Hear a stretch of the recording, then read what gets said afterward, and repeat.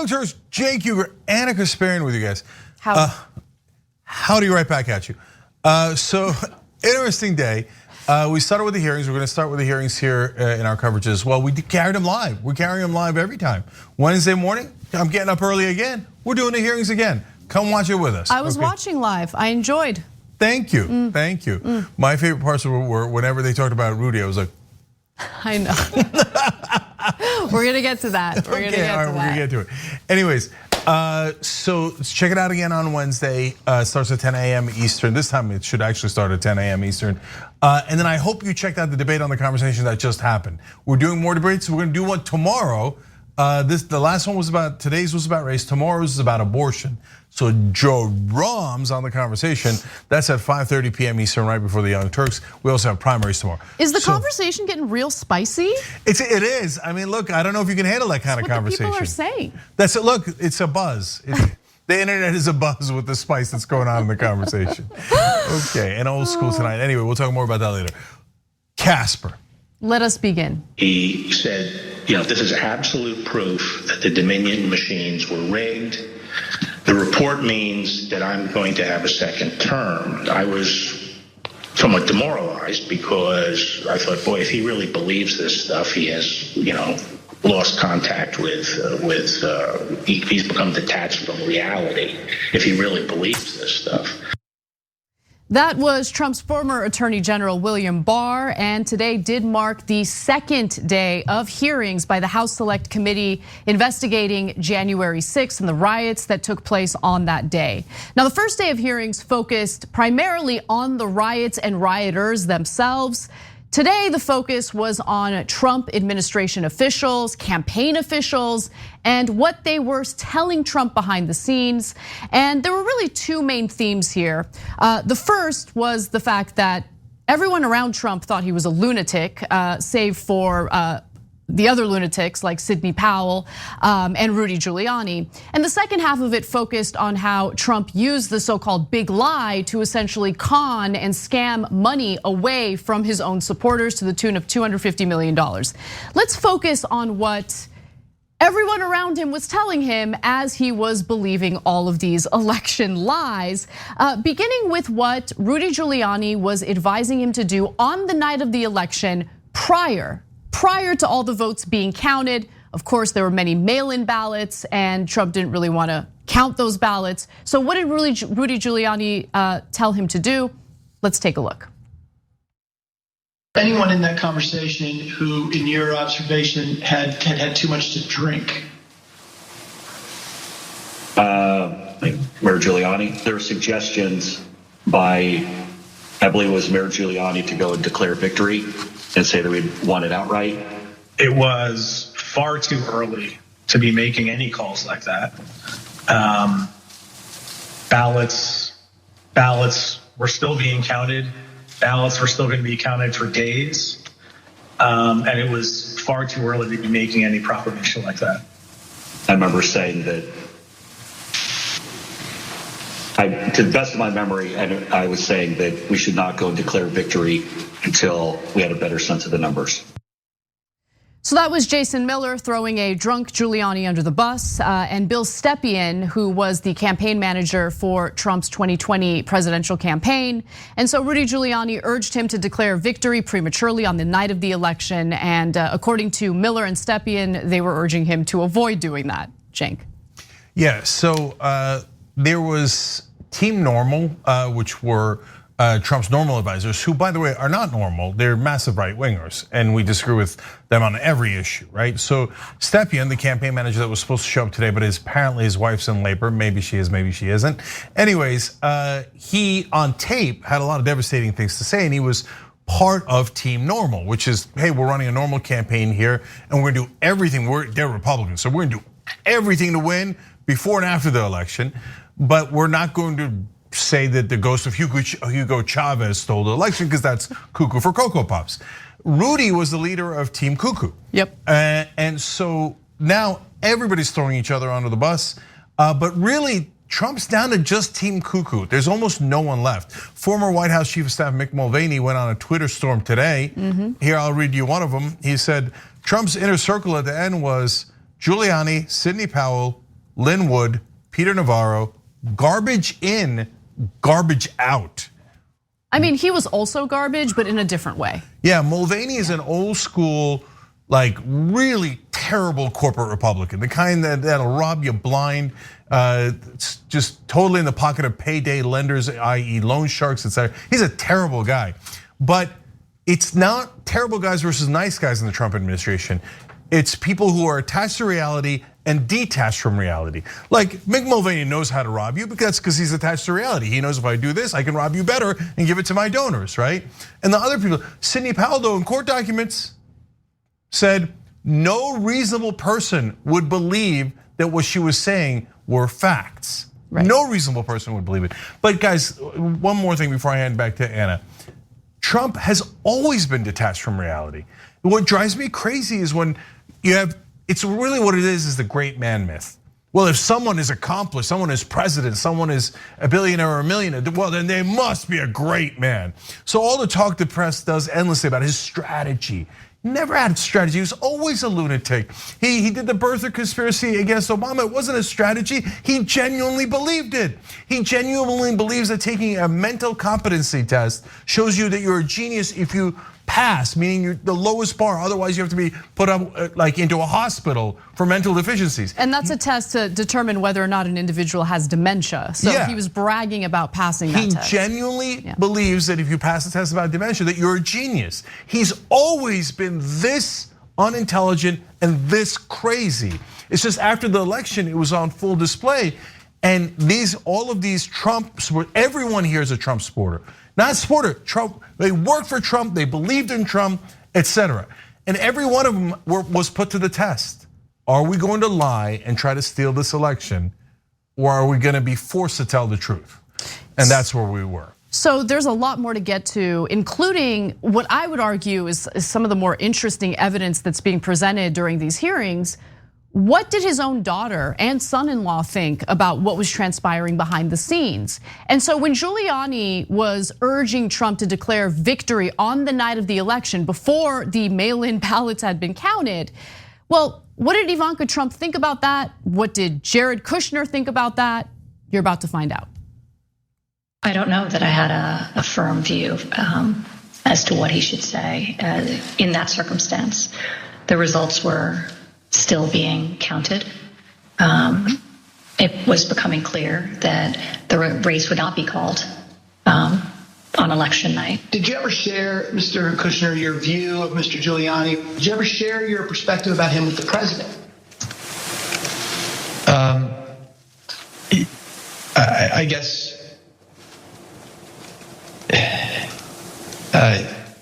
Yes. Tell me what you said. Basically, not the approach I would take if I was you. Okay, and how did he react? How did President Trump react when you shared that view with him? We said, I have confidence in Rudy. I have to say, it is fascinating watching the people closest to Trump, his daughter and son-in-law, try to find ways to answer these questions, knowing that if they answer honestly and tell the truth about what they really thought, how they knew Trump had lost the election, they know that they have to face the wrath of Donald Trump. So they're like, like you could hear them twisting themselves up in pretzels, trying to figure out a way to give the politically correct answer for daddy. Yeah, and their facial expressions are hilarious. That one happened to be audio, but Kushner was on video in other parts. Kushner always has this look like totally. Like he's always about to say, like before he says anything else, I do declare, right? Rudy was a bit intoxicated. Anyway, Zoe Lofgren has the squint of like, is this video gonna play? Totally. For each video. So there's some fun parts of this thing too, especially when people are being thrown under the bus, in mass, as they should be, as the team cuckoo, just totally nuts, and the leader of that by far, Trump. Now, the campaign manager, Bill Stepien, recounted what it was like to just witness in real time Trump thinking that he had genuinely won the election with all of the evidence countering that. And so in the next video, he recounts the changing result of the election from the night of the election, of course, before the mail-in ballots were counted, to when the mail-in ballots were counted. It went from being in Trump's favor to being in Biden's favor because the Democrats overwhelmingly voted through mail-in ballot. The reason why Republican voters didn't vote through mail-in ballot is because Trump urged them not to. So remember, we're still in the middle of the pandemic at that time, and voters, elderly voters who might vote for Trump, probably didn't show up to the polls because of the risk associated with that, and they didn't vote by mail because Trump told them not to. Now, here's Bill Stepien, again, the campaign manager for Trump's 2020 campaign, explaining what it was like behind the scenes. With each day that wore on, I mean, the trajectory of the race on election night, Trump ahead in many states. And as that week wore on, as the third became the fourth, became the fifth, and so on and so forth, and the vote by mail ballots were tabulated, Trump's lead, grew more narrow, and in some places, Biden surpassed, Trump in the vote totals. So as the week wore on, as we paid attention to those numbers multiple times a day, internally, I was feeling less confident for sure. What was your view on the state of the election at that point? Very, very, very bleak. Very, very, very bleak. So the idea that the recounts in some states could flip the election to Trump's favor, according to Bill Stepien, was very slim, very bleak. But it didn't matter for Donald Trump because he went around spouting lies about the 2020 election anyway. And in the next video, you will hear from the White House counsel, Eric Hirschman, essentially telling him, this is insane. You got to cut it out. There's no evidence indicating the election was stolen from you. Let's watch. Here, for example, is White House lawyer Eric Hirschman. His view was shared by many of the Trump team whom we interviewed. I thought the Dominion stuff I never saw any evidence whatsoever to sustain those allegations. What they were proposing, I thought was nuts. The theory was also completely nuts. Right. There's a combination of Italians, Germans. Different things have been floating around as to who was involved. Remember, Hugo Chavez and the Venezuelan. She has an affidavit from somebody who says they wrote a software in. It's something with the Philippines, and just all over the radar. Even Sidney Powell, defending herself in a defamation lawsuit brought by Dominion Voting Systems, argued that, quote, no reasonable person would conclude that her statements were truly statements of fact.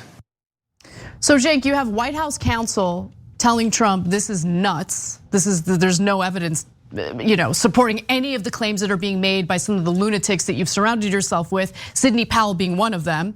And then, as you can see in the end of that video, you have Representative Lofgren making note of the defamation lawsuit that was filed against Sidney Powell because of the lies she was telling in regard to Dominion voting systems. And in those court filings, her defense is, well, no one could possibly take me seriously, right? Yeah. Yeah. So, a goofy point and a serious point. We cover these live, and I love having fun with these. So you should always, when the hearings are on, make sure you're turning to us because we'll do play-by-play coverage. So the Bill Stepien photo is cracking me up, man. This is like a Twilight photo of like him looking like, oh my God, I wonder when I'm gonna get back together with Susie. It looks like the human, can we show it real quick? It looks like the human sad face emoji. That is a terrible picture. Okay. So sad. Ooh. Okay, just having fun. All right, back to serious stuff. So guys, of course, one of the questions is this gonna come to anything, right? So remember, the House cannot charge him criminally, a Department of Justice has to. They are just doing an investigation. They're supposed to give you the facts, etc. But like, there's two ways that this trial, these hearings could have gone. One is the normal Democratic way, in which it's just like a mess, a bunch of older Democrats doing word salad that no one can understand and then sending fundraising emails. That's what I was expecting because that's what Democrats do almost every time, right? Or this, which is totally unexpected, a really professional, persuasive, excellent hearings. Concise. And I'm shocked by it. It's super concise. That's the most shocking part. And the effectiveness of the hearings in terms of anyone who's open-minded and willing, let's say someone on the right, who's open-minded and willing to respond or be receptive to evidence, can't not be swayed by the evidence that's being presented, right? Because you have one Trump campaign official after the next, one White House lawyer after the next, all these people who are very close to Trump, near and dear to Trump, his own daughter, okay, admitting, Biden won the election, my father is insane. Now, obviously she doesn't say that exactly, but it's clear that everyone around him, with the exception of like Sidney Powell and John Eastman and all that, they knew what was going on. They knew Trump had lost his mind, that he was detached from reality. And to me, it's just important to get all of this, Cenk, on the record, right? Because assuming we have a country left in, I don't know, the next couple decades, having this clear record of evidence on the record helps us look back at history and understand exactly what happened. But the problem, of course, is that it's not just history. Right. It's also potentially our future. Like some people say, oh, what are you guys talking about Trump? Are you crazy? If the election were held today, that literal lunatic would be the president. Yep. And he would never let go of power. It's super obvious. That was 98% of his own staff saying, Mr. President, we think you might be nuts. Like, this is not at all true. He's like, I don't care. I don't care at all what reality is. Don't care, I'm just gonna do it. The rules, laws, don't care. He's leading right now. Yep. 40% of the country believes him religiously, even though he's super, and guys, if you're a Republican, just let me ask you this, okay? Do you think that almost every single person that Trump has ever hired is crazy and part of the deep state? Because they've all turned on him. And they're telling you, look, I love the guy. I went in, I'm super right wing. I want to take over the country. I want to do all the things that you want to do. I want to build a wall. I hate immigrants, etc. But the guy cannot connect one thought to another. He's totally gone. So do you think they're all lying and they're all deep state? And if so, isn't Trump the very worst manager of all time? He just cannot hire anyone who isn't deep state, anyone who isn't an incredible liar, and they all coordinate their lies and tell the same exact story. Or is it possible that they're all telling the truth and the one guy who's lying is Donald Trump? How could you not see that? So there are a few things at play right now. One of the issues is what we've already discussed on the show, which is we all live in our own bubbles, unfortunately. And so if you're relying solely on right-wing media, it's very likely that a lot of the evidence that we're talking about now, a lot of the news stories, the lost court battles that we're talking about right now, were never aired on the media or printed in the press that the right-wing voters tend to consume. But there's another side of this that I think is super relevant, which is, and I think it's actually a little more damning and terrifying, which is, well, for the people who do know, the Republican voters who do know that Trump lost the election and he's moving forward with these lies anyway, they might not even really care, right? Because when we think about what voters tend to care about the most, it's the issues that impact their day-to-day lives. And right now, what all voters are thinking about is the economy, primarily inflation. They're thinking about their children being out of school for 2 years and how far behind they are. They're thinking about the crime wave. They're thinking about these bread and butter issues that impact them day to day. And something as important as this hearing, and I do say it is important, kind of takes a back seat. And when they think of Trump, they think of a booming economy, even though that economy was built on a house of cards, as we talked about on the show quite a bit. Yeah, so look, guys, if you're a Republican, can you just pick someone else who's really hateful? I don't care, like really wrong, really hateful. It is what it is. We got to fight you guys in the election, and either you win, we win. In fact, you'll have a better chance of winning. All we're asking is don't pick someone who is certifiably insane, because unfortunately you might win. And I don't want someone insane as president.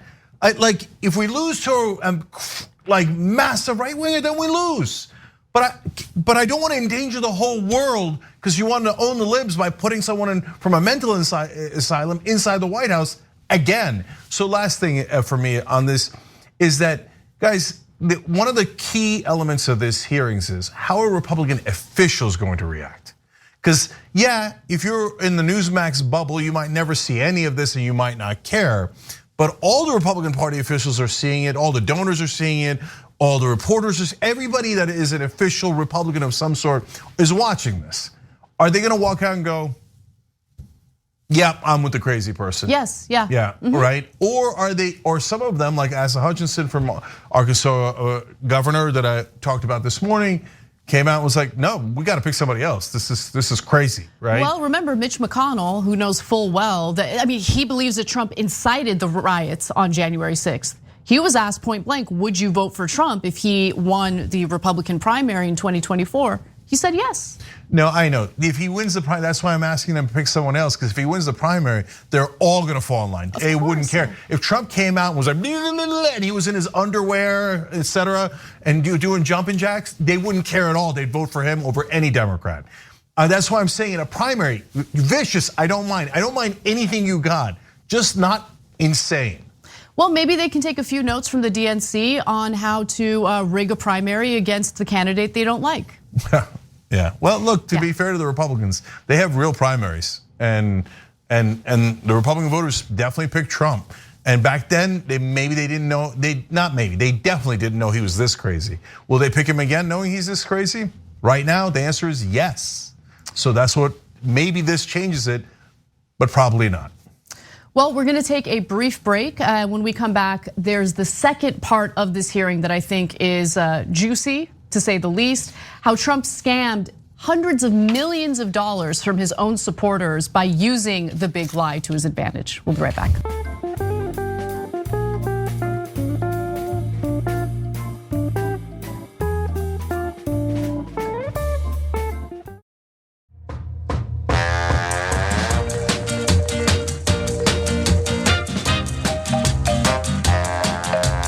All right, back on TYT, Cenk and Anna with you guys, and Lonnie Darrell Harris. So Lonnie, thank you for joining. Appreciate it. Hit join button below like Lonnie did. If you're on YouTube, if not, tyt.com/join. You get all of our coverage anytime you want, if you remember. Casper. All right. The Trump campaign used these false claims of election fraud to raise hundreds of millions of dollars from supporters who were told their donations were for the legal fight in the courts. But the Trump campaign didn't use the money for that. The big lie was also a big ripoff. That was Representative Lofgren on day 2 of the House Select Committee hearings. And of course, they're tasked with investigating the riots that took place in the nation's capital on January 6th and the lies that continue to be perpetuated by Donald Trump in regard to the 2020 presidential election. Now, we learned just how much money Donald Trump had scammed from his own supporters following the 2020 election by repeating the big lie. And in the next video, you'll see Amanda Wick. She's the senior investigative counsel for the Select Committee, explaining in detail just how he did it. Between Election Day and January 6th, the Trump campaign sent millions of fundraising emails to Trump supporters, sometimes as many as 25 a day. The emails claimed the quote, left-wing mob was undermining the election, implored supporters to quote, step up to protect the integrity of the election, and encourage them to quote, fight back. But as the Select Committee has demonstrated, the Trump campaign knew these claims of voter fraud were false, yet they continued to barrage small dollar donors with emails, encouraging them to donate to something called the Official Election Defense Fund. The Select Committee discovered no such fund existed. I don't believe there is actually a fund called the Election Defense Fund. Is it fair to say that the Election Defense Fund was another, I think we called it a marketing tactic? Yes. And tell us about these funds as marketing tactics.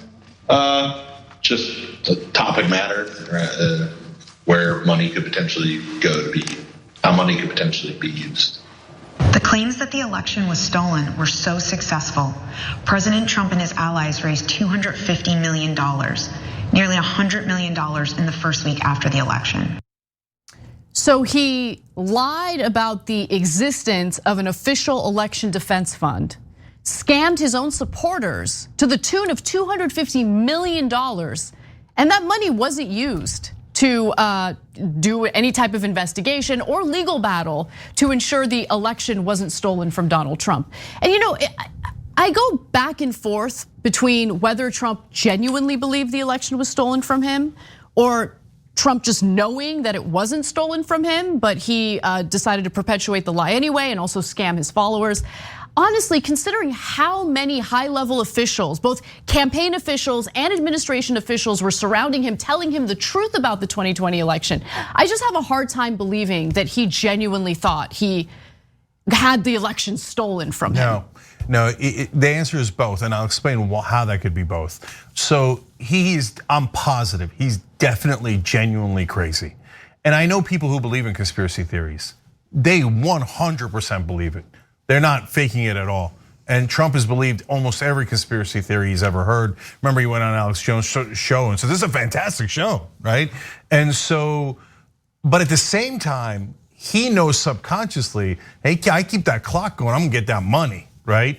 So, both because he partly believes it and he knows it's convenient, he keeps collecting the money. And if you say, well, those two things can't be logically consistent, either he's collecting the money and he knows he's lying. No, guys, but remember, Trump isn't logically consistent. One point doesn't have to connect to the other point.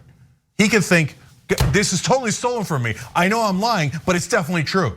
And you think, well, no, you can't think both things. But Trump can, because he's not rational. So that I solved the mystery for you, okay? So now look at this, what he did though. He called it the official election defense fund. And it didn't even exist. It doesn't exist, just a marketing ploy. Guys, think about it. If Bernie Sanders had done an official election defense fund, and we found out it doesn't even exist, and our audience, us, people we know and love and care about, had given $250 million to it, and it's gone.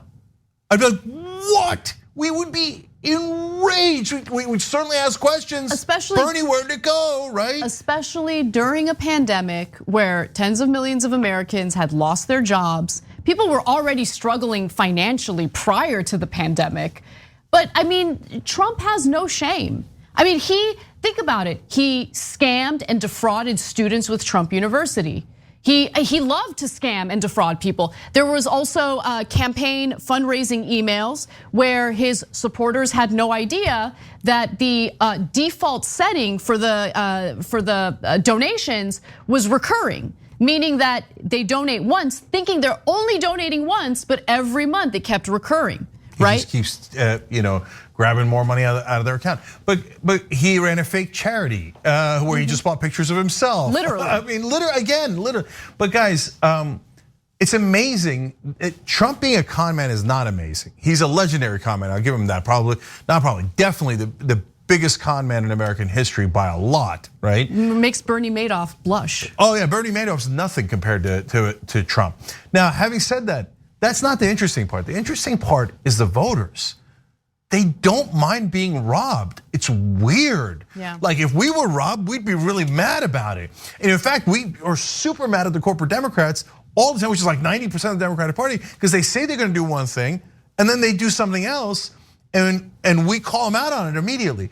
But like Republicans, especially Trump voters, have like this big sign around their neck, please rob me. Like I don't mind at all. Just take my money and use it for your mansions, use it for your yacht. I don't care, please rob me, right? They don't mind at all, it's amazing. All right, so now I'm gonna give you one more sense of the robbery here. Kimberly Guilfoyle, that's his son's girlfriend. She gave a speech on January 6th. You know how much they paid her? First, let me tell you, it was a weighty speech, 2.5 minutes. That's exactly how long it was. You know how much they paid her? $60,000. That sounds like a pretty sweet gig to me. Yeah, they take guys who are working hard, Trump fans and voters. Yep. Given, by the way, the average donation was $17, okay? So these are not rich folks. So they're like, oh man, I'm making minimum wage, but I love Trump so much. They give their hard-earned $17, and Trump was, hey, who wants it? Who wants it? Oh, Kimberly, you want it? Here, I'll give you $60,000. You know how much that is in minimum wage? If you're working a full-time minimum wage job, federal minimum wage, it would take you 4 years to earn that money. It's insane. 4 years. She did it in 2.5 minutes. So, I mean, Republican voters, you tell us, do you mind being robbed or don't you?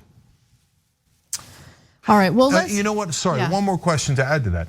The committee, there was one thing that was a little confusing. Trump funneled about $10 million, give or take, to himself, allies, his hotels, etc. But it doesn't look like he spent a dime on the thing that he was raising money for, the court fights. So where's the other $240 million? It's a great point. That's a great point. And I don't know if they're gonna get into that with the rest of the hearings that will take place. Obviously, they investigated the fundraising that took place with Trump lying about the 2020 election in these fundraising emails. We'll see what happens. But so far, to the point that you've made repeatedly, Cenk, this select committee has done an excellent job in presenting a lot of compelling evidence and also evidence that we were not privy to before, which I didn't think was possible. So, all right, well, let's move on to something completely different. Some developments when it comes to gun control that developed over the weekend.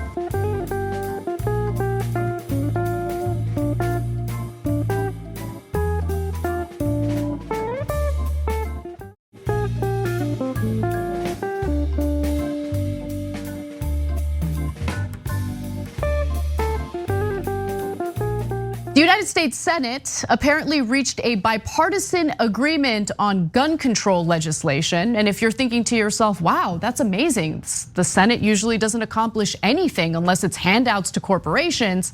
Well, you're correct, because they didn't really accomplish much with this gun control legislation.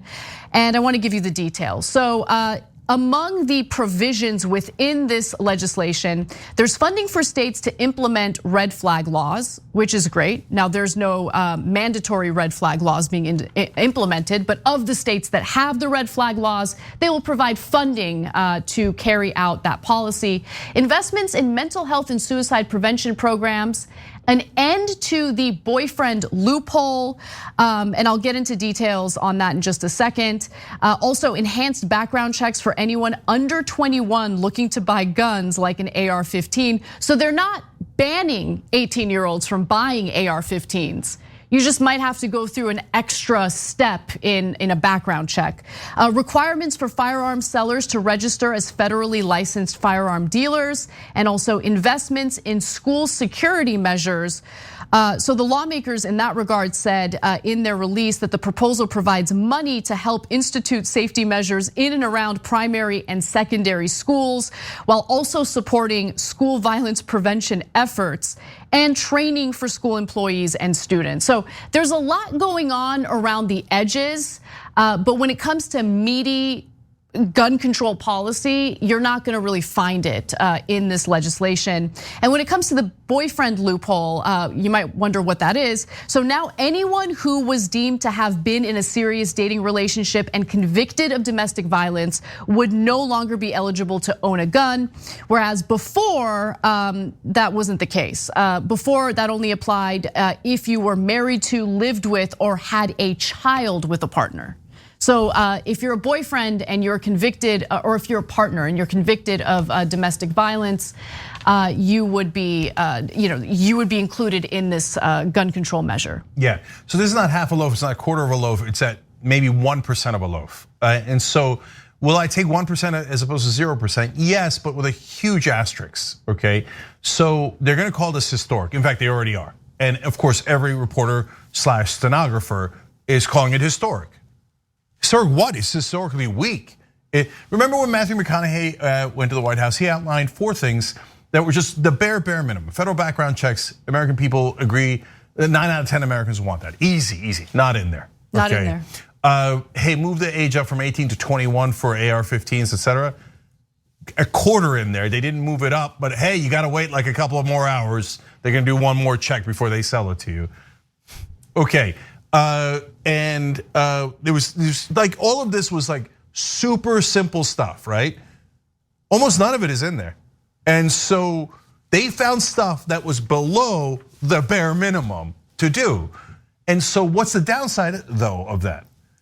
Well, this covers their ass. And so now both the Republicans will say, well, we did it. What do you mean? We care so much about the mass shootings, that's why we passed this historic bill. And by the way, the reason the Democrats are doing it is the same reason. So that those same Democrats who everybody's frustrated at. You're doing nothing. Will you, for God's sake, do something? They're like, oh, we did it. We did something. We did something. Technically, it's something. And they'll get the help of corporate media, to your point, the point you make repeatedly on this show. The corporate media will provide cover, will refer to it as a historic piece of legislation, even though it just tweaks the edges, right? It's super weak, guys. It's not a little weak, it's super weak. So just to really drive this point home, let's just quickly list what this legislation does not include, okay? What is not included in this weak sauce gun legislation bill, gun legislation. So no ban on semi-automatic weapons, no ban on high capacity magazines, no 21-year minimum age to buy AR-15 style rifles, no universal background checks, no safe storage rules at home, okay? No requiring background checks on internet sales and at gun shows, which by the way is huge. You have smugglers buying unlimited guns at these gun shows and then smuggling them south of the border, fueling the violence south of the border. And then it turns into a vicious cycle with people fleeing their countries, coming to our border for safety, and then we give them the middle finger. Let's go back up to that graphic.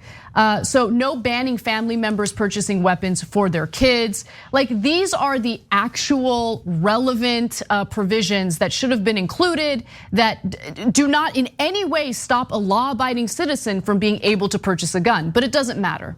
It doesn't matter. Look, I think the list we just showed you is fairly weak sauce. That it doesn't have any other than banning the AR-15s and the high capacity magazines. Okay, those are real, right?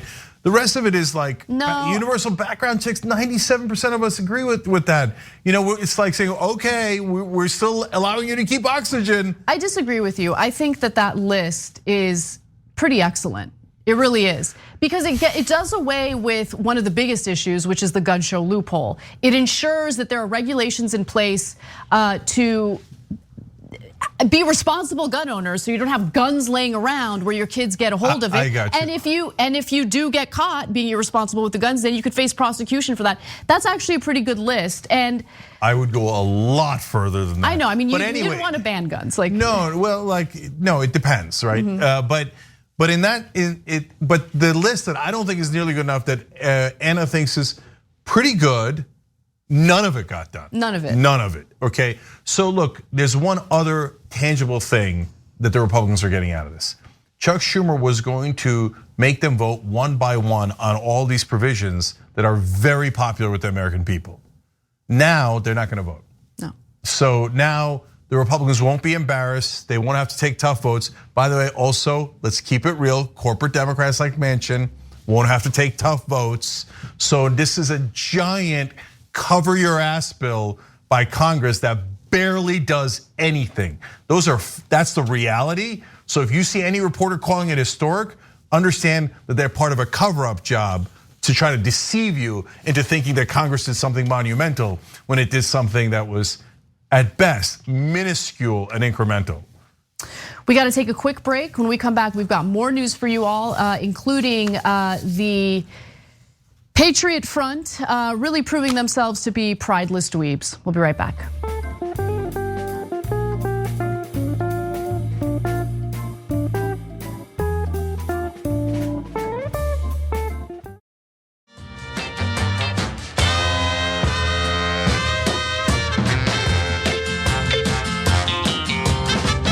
All right, back on TYT, Cenk and Anna with you guys. We got more news for you. Officers confronted the Patriot Front group on Saturday. There they are on their knees and arrested. Dozens were piled in the back of a moving truck. Police say they were traveling to a pride event where they were hoping to set off a riot. That's right. Over the weekend, there was the arrest of more than 24 members of the white supremacist group known as Patriot Front near Idaho, near an Idaho Pride event specifically. And one of them was identified as its founder. His name is Ryan Rousseau.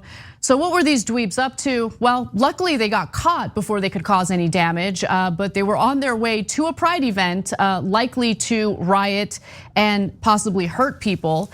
The police chief denied rumors that the arrests had stemmed from the work of informants. That was kind of floating around the internet over the weekend, saying that this actually all came from a concerned citizen and Good Samaritan who reported some suspicious activity. Here's what happened. So the 31 Patriot Front members were arrested with riot gear after a tipster reported seeing people loading up into a U-Haul like a little army at a hotel parking lot in Coeur d'Alene. Did I say that right? No idea. Coeur d'Alene. Let's move on. Okay, anyway, so that's what the police said. So police found riot gear, 1 smoke grenade, shin guards, and shields inside the van after pulling it over near a park where the North Idaho Pride Alliance was holding a pride event in the park, Pride in the Park event. So this is, I'm just imagining what would happen if a Good Samaritan didn't report it, right? Because they're showing up with riot gear. Obviously, these are white nationalists, white supremacists. These are people who are showing up to cause some damage. There's been some question as to why this would take place in Idaho, of all places. Well, Idaho has some deep roots in white supremacy. It's also a little easier to kind of, get through and go to these events without much pushback. And so, if you go to a big pride event in, like, let's say Los Angeles or New York, there might be more security, there might be a bigger crowd, which would make it more difficult for 31 people to show up and cause a lot of damage. So I'm guessing part of the reason why they showed up in Idaho is because they thought they could do it, get away with it, and cause some serious damage. Well, the good news is they were wrong. So congrats to Idaho cops, great job. So like, you say, oh, you guys are anti-cops. No, doesn't it depend on what they're doing? And so if cops protected this pride event or any event, because they got a tip, they acted on it right away, they weren't complacent. It wasn't like Kenosha where they're high-fiving the right-wingers and white supremacists going to the event with weapons and stuff and giving them water, saying, is there any way we can help you? No, in this case, the cops were terrific and probably spared a lot of damage here. So now, but I'm gonna make an important distinction here. If they were going to the event just to counter protest, they shouldn't be arrested, okay? Now, as it turns out, and this is just the first 24 hours basically since they've been discovered, so more information will come out later. So based on what we know now, based on reporting from NBC News and others, it looks like they had smoke grenades and batons with them, and this is very important. The police have a document saying that they were going to use the smoke grenades. Yes, and I want to get to that document right now, actually, and it's Coeur d'Alene. So I know how to pronounce it, I just got a little shaky about it. So Coeur d'Alene, Idaho, this is where the Pride event was taking place. So an apparent leader of the group had a 7-page document outlining an operational plan in extensive detail. The police chief, Lee White, read brief sections that detailed how smoke was to be used, a column forming on the outside of the park proceeding inward until barriers to approach are met. And once an appropriate amount of confrontational dynamic has been established, the column will disengage and head to Sherman. And Sherman is the avenue that runs through the center of downtown Coeur d'Alene. Yeah, and some of them apparently had concealed weapons. Again, we'll see if that's true as things unfold, but that's some of the reporting happening now. So guys, this is, part of that memo is super important. So they were not just going to counter protest and sit on the other side of the street. They were not. They were definitely going to go engage. They were going to throw the smoke grenades, and then they were going to, and this is the important part, they were going to cause a confrontation and then pretend like they were defending themselves. And that's basically the Rittenhouse strategy. 100%, that's what I was going to say. So they're going to show up, they're going to cause a confrontation, they're going to cause some sort of reaction or response. And then who knows what they would have done. Again, we don't know the entirety or the full extent of weaponry they had with them. The story is still developing as we speak. The investigation is ongoing. But if they ended up killing someone or multiple people during this event, then they can turn around and say, well, we were defending ourselves, we were defending ourselves. And of course, these are people coming from different states, trying to cause trouble at a pride event. You don't like the pride event? What I don't understand is, why can't you just leave people alone? 100%. Like, what impact do they have on your lives? Let's put up the mugshots of these massive losers who apparently have so much time on their hands and are so miserable. They're like desperately looking for scapegoats to explain their misery. So they go out of their way, okay, like these like wannabe bad guys, like showing up to or attempting to show up at a pride event and cause damage, hurt innocent people who are just trying to celebrate, who are just trying to live their lives. These are people who have no negative impact on their lives whatsoever, but they want a white ethno state. That's what they want. I mean, how weak are you that you think, oh, why don't we all get together, have a bunch of weapons and go attack defenseless people? Yeah. And that's supposed to prove you're tough? No, it proves to me that you're pathetically weak. So and by the way, misdemeanor charges so far. There could be, some felony charges depending on how this investigation goes, especially if they had illegal weapons on them. But among those booked into jail on misdemeanor charges of conspiracy to riot was Thomas Ryan Rousseau. That's the founder of Patriot Front. He's from Grapevine, Texas, who had been identified by the Southern Poverty Law Center as the 23-year-old who founded the group after the deadly Unite the Right rally in Charlottesville, Virginia, 2017. These people aren't gonna go away. Like, this is gonna continue, right? And part of the reason why it's going to continue is because, what do you have to lose? If you get caught, you just get booked on misdemeanor charges. Yeah, so, and I wanna be clear. So I said the Rittenhouse strategy. I don't know that Kyle Rittenhouse intended to kill someone when he went to that event. And so, but I say all the time, do not go to any events, right wing, left wing, it doesn't matter, with weapons, because basically you're saying, I can't wait for a fight to start so I can use this thing, right? So that is a general concept. But now when I refer to the Rittenhouse strategy, I'm not talking about Rittenhouse himself. I'm talking about the fact that he got off, which allows then dangerous right wingers like this to go think, all I gotta do is start a fight, and then the minute someone else fights back, boom, I get to do any amount of violence that I want to them.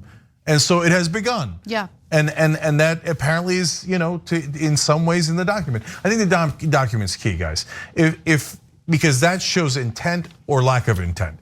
If they intended to cause violence, then it should not be a misdemeanor. It should be very serious charges, and a lesson should be sent to anyone on any political side. You cannot go to a rally to cause violence, and we'll bring the law down on you super hard if you do. Now, one other thing I wanted to mention is the police have held a press conference about this, and they are now stating that they've received 149 calls, half of which are from individuals within the community who are thanking them for the work they're doing and thanking them for catching these guys before they showed up and possibly rioted at this Pride event. The other half are threatening to dox them, sending them death threats. And those calls are overwhelmingly, according to the police, from other parts of the country. They apparently also received one of those phone calls with threats from Norway. Norway. It's a little disappointing, but. Yeah.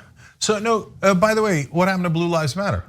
All of a sudden, cops bust up a white supremacist ring that was going to commit violence against gay people, and all of a sudden, Blue Lives don't matter. And they're threatening to kill the cops. Yep. Because they dare to do their job and protect everyone. So these are the kind of sick people that exist, unfortunately, within the right wing. All right, well, I'm gonna get to the next story now, which is probably gonna take some time because it'll get your dander up, Cenk. You ready to get that dander up? Oh, this will be a first. All right. Dander, never heard of it. Dander.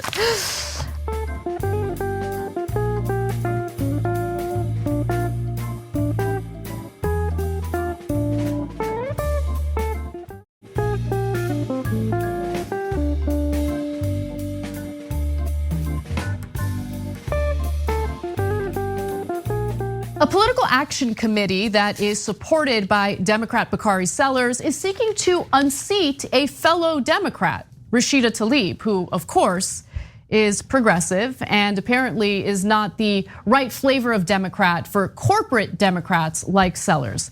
Now, the stated goal for this PAC is to, quote, empower urban communities and narrow the wealth gap between Black and white Americans. In reality, that's just the cover story here. In reality, this is an attempt to oust progressive lawmakers who actually take a stand against funding the right-wing government of Israel and individuals who take a stand against corporate greed. Now, the Urban Empowerment Action PAC, as it's known, has labeled the challenge against Tlaib as its premier race and plans to spend at least $1 million to unseat her, arguing that Detroit, a city that is majority Black, should be represented by a Black member of Congress. Okay, let's pause for a second. Her voters, her supporters, think she's done an excellent job in representing them. Right? So she has fought aggressively for the child tax credit to be made permanent. Now, she unfortunately lost that battle because corporate Democrats conspired with Republicans and decided to decouple the infrastructure bill, so the social spending didn't end up passing at all. She has also secured quite a bit of funding for her district in the bipartisan infrastructure bill. So they give all these examples of how she's done a good job representing them. But this political action committee is like, no, we don't care if it's a corporate politician. We don't care if it's someone who would not represent the best interests of these constituents. We just want a Black person to represent them. Yeah, so now look, that's not even true, of course. Yeah, of course. This is actually just a front group for, let's put it this way, Israeli interests, okay? The cover story about, we care so much about Black people is hilarious, and you'll see the details here in a second. And people who are involved in this group are total sellouts, so let me be super clear about that. I'll get back to that in a second. But even if it were true, there's this dynamic of the Black elites versus the Black voters. So the Black voters pick Rashida Tlaib, and then the Black elites come in and go, no, I want the job. I think the Black voters are wrong. They picked the wrong person. They shouldn't have picked Rashida Tlaib. They should have picked me or somebody like me, someone who's already rich and powerful is among the Black elites. Why don't you do a better job and just pick me instead of the one you want? Wow, what a compelling story you have. And remember, Bakari Sellers is behind this political action committee, and he has stated what his problems with Rashida Tlaib are. Two main issues. Number one, that Rashida Tlaib voted down additional military support for Israel. Wow, it seems like the people of Detroit care so much about that. And that's why Bakari Sellers is like, oh my God, you should see the love for Israel pouring forth in the streets of Detroit. They're like, please give them more money and more weapons, I'm begging. Really, with a straight face, you're gonna say this?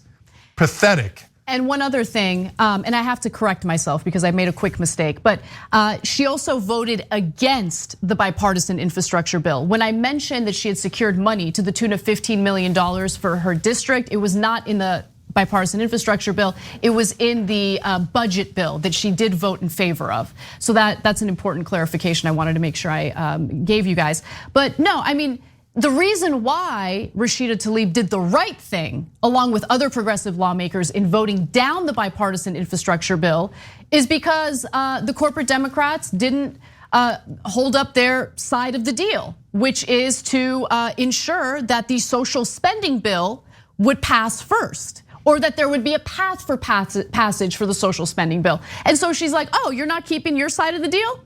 Then I'm not gonna vote for the bipartisan corporate handout bill. So let me just say two real quick things about that. One is that Rashida Tlaib and the other Just Democrats were correct. They said if you decouple them, we'll never get Build Back Better. And there goes child tax credit, paid family leave, lower drug prices, etc. And she was right. As soon as they did the wrong strategy, which Bakari Sellers wanted, all the great provisions in Build Back Better were killed by Joe Manchin instantly, just like Rashida Tlaib predicted. So nobody ever came back and say, hey, Rashida, great job, thank you so much. Instead, they do smear jobs like this. And how did it pass anyway when the 6 Just Democrats voted against it? Well, Pelosi just called her Republican friends. Yeah. And the Republicans are like, you guys are giving out corporate pork? Oh my God, all of our donors are corporate donors. Yeah, so sure, here you go, here's enough votes to pass it. So don't tell, and by the way, the people donating this, as you're gonna see, give more to Republicans than they do to Democrats. This is not just for Israeli interests. This is a right-wing hatchet job 100%. In the middle of Detroit. 100%. So let's get to those details because it's important to know who's funding this political action committee and who their friends are. So billionaire hedge fund investor, this is graphic 4, billionaire hedge fund investor and philanthropist Daniel Loeb, the first and single largest donor to UEA-PAC, has supported several conservative Democrats, including Senator Bob Menendez, Representative Shontel Brown, who of course ran against Nina Turner and unfortunately defeated her, a registered Democrat. He has given more than $1 million to Republicans so far this cycle and gave UEA-PAC $150,000 in October. Now, what else has he contributed quite a bit of money to? Well, he's also contributed to AIPAC, giving $5,000 to the group in April alone. AIPAC's new PAC, United Democracy Project, has also spent millions to defeat progressives this cycle and endorsed more than 100 Republican candidates who voted to overturn the results of the 2020 presidential election. Get a load of this guy. I mean, unbelievable. Loeb also gave $125,000 in June to its counterpart, Democratic Majority for Israel PAC, which has also spent similar figures fighting progressives this cycle. So everything about this is fraud. So Democratic Majority for Israel is not even Democratic. Most of their donors are also Republicans. But so this guy's Loeb is a registered Democrat, right? Well, this is why we tell you, a lot of times the Democratic donors and the Republican donors are the same exact person. So Loeb's like, oh, I want the Democrats to be as right-wing as possible. I want them to give me tax cuts. I want them to give me everything. I want them to give the rich everything. And then he happens to have an interest in Israel. Coincident. Also, I would like for you to vote with Israel and never question them, right? And then he gives even more to the Republicans for the same exact reason. So this is the problem with corruption. Once you're reliant on donors, the donors have an ask. They have and they give to both parties for the same reason. They want the money. They want the benefits. They're just bribing people. It's a legalized bribe, but don't kid us and say, oh my God, he cared so much about the general welfare of the people of Detroit. Yeah, right. No, he didn't. That's an obvious lie. That's a legalized bribe, and everyone participating is definitely corrupt. You have corporate Democrats colluding with right-wing donors to oust progressives. That is what's happening, and they're selling it with this identity politics package, right? 100%. So that's really, really important to understand, because while the cover story is we care about wealth inequality by a hedge fund manager.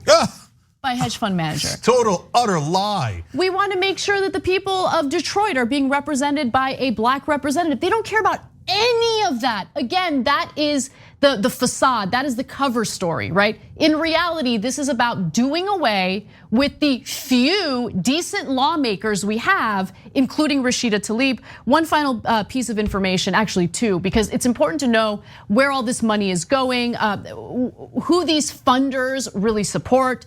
A little bit more on Loeb. In March, for instance, he gave $250,000 to the GOP-aligned Congressional Leadership Fund, another $250,000 to the similarly aligned Senate Leadership Fund, and since August, more than $340,000 to the National Republican Senatorial Committee. So homeboy loves the right wing, And so that is obviously some insight into what the real goals are here. And then finally, there are other people funding this political action committee. Other major donors to UEA-PAC include the Benoit Group, a real estate developer based in Georgia. I'm sure that the people of Detroit would love to know that a real estate developer is funding this.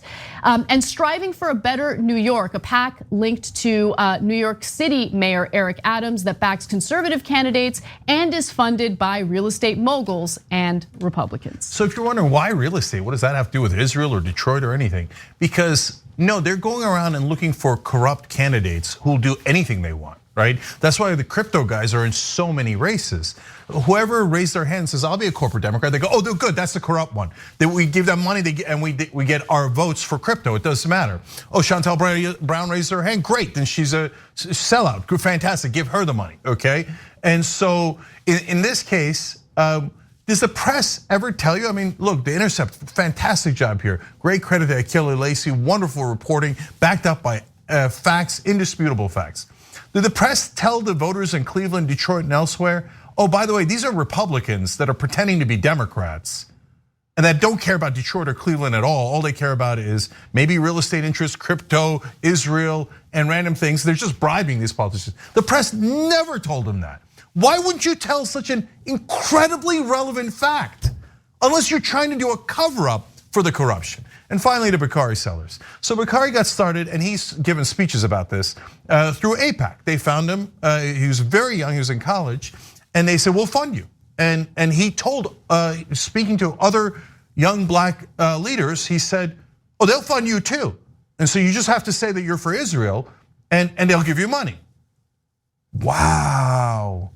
What a profile in courage. So I know that Bakari Sellers is liked by a lot of people, including probably people that I like, okay? You know why? Because he's a very nice guy in person. I've met Bakari Sellers, very pleasant person, right? If you go out for a beer with him, I'm sure you'll have a great time, right? That doesn't excuse any of his actions. So if you tell me, oh no, but I like Bakari, I had nice tea and crumpets with him, so I don't mind him working with Republicans to destroy progressives based on a lie and helping Israel. No deal. And Bakari, if you want to cry about it, I don't care at all. You're definitely a sellout. Oh my God, did I offend you? Did I offend you? You trying to buy these elections on behalf of these corrupt people is 10,000 times more offensive. And you don't mind doing that to the voters at all. You don't mind deceiving them. You don't mind getting this corrupt money into politics and trying to destroy progressives? And I'm supposed to shed a tear for you? No deal, total sellout. All right, I told you his dander would get up. Yeah, there it was. There it is. All right, we got to take a quick break. When we come back for the second hour of the show, major hypocrisy from Dr. Oz in regard to undocumented immigrants in this country. And later on, Jake Paul blames Biden for the crypto crash. Is there some truth behind it? We've got that story and more coming right up.